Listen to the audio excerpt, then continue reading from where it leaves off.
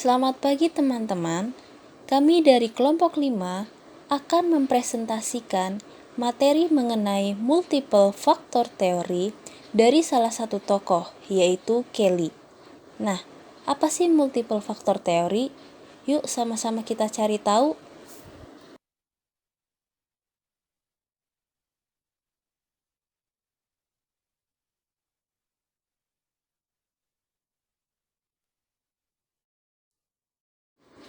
Pada slide ini, saya akan menjelaskan tokoh yang mengemukakan teori dari multiple factor theory.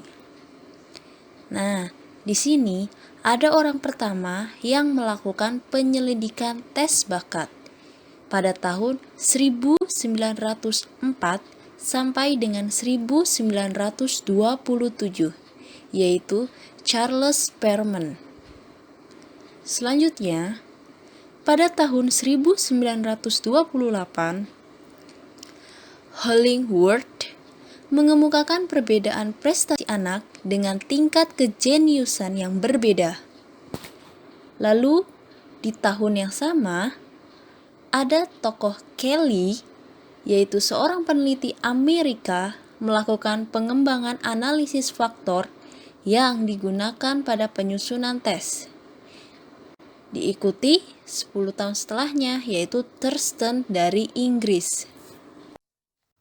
Baik, di slide ini terdapat mind map yang cukup menarik untuk menjelaskan faktor pembentuk intelijensi menurut dua tokoh, yaitu Kelly dan Thurston. Menurut Kelly, terdapat 3 faktor pembentuk intelijensi, yaitu 1 verbal, 2 number, 3 spatial. Selanjutnya, menurut Thurston, faktor pembentuk intelijensi itu ada high order factor yang dibagi lagi menjadi 4. 1 verbal comprehension, 2 spatial visualization, 3 numerical facility, 4 associative memory. Nah, selain itu, ada juga primary mental abilities yang dibagi lagi menjadi 3, yaitu 1 perceptual speed, 2 word fluency, 3 reasoning.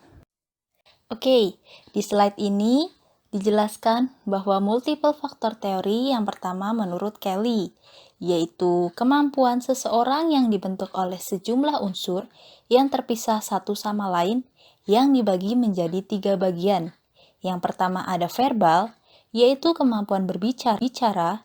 Yang kedua ada number, yaitu kemampuan dalam hal yang berkaitan dengan angka. Dan yang ketiga ada spatial, yaitu kemampuan memahami ruang.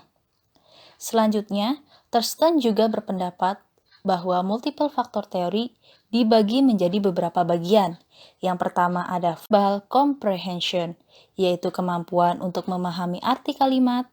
Yang kedua ada word fluency, yaitu kelancaran menyusun kata menjadi kalimat. Yang ketiga ada number, yaitu kemampuan menghitung angka. Yang keempat ada space, yaitu kemampuan memahami ruang. Selanjutnya ada associative memory, yaitu kemampuan mengasosiasikan ingatan. Lalu ada perceptual speed, yaitu kecepatan mempersepsi baik visual atau non-visual. Dan yang terakhir ada reasoning atau induction, yaitu proses berpikir dengan alasan. Setelah memahami teori mengenai faktor pembentuk intelijensi dari Kelly dan Thurston, selanjutnya teori tersebut kita aplikasikan ke dalam refleksi pengalaman. Nah, di sini sudah ada 2 contoh ya teman-teman. Jadi contoh yang pertama yaitu ketika sedang mengikuti perkuliahan, mahasiswa harus mampu mencatat, mengingat penjelasan dosen, dan mengatur kecepatan penglihatan, pendengaran, serta gerak tangan. Selanjutnya, untuk contoh yang kedua, yaitu seorang pemain bola yang sedang bertanding perlu mengaktifkan kemampuan membaca gerak dan ruang, berhitung dengan waktu, dan kecepatan gerak. Jadi, gambaran di atas dari 2 contoh tersebut membuktikan bahwa untuk melakukan suatu kegiatan dengan baik diperlukan beberapa kemampuan sekaligus. Jadi, tidak cukup hanya satu kemampuan saja.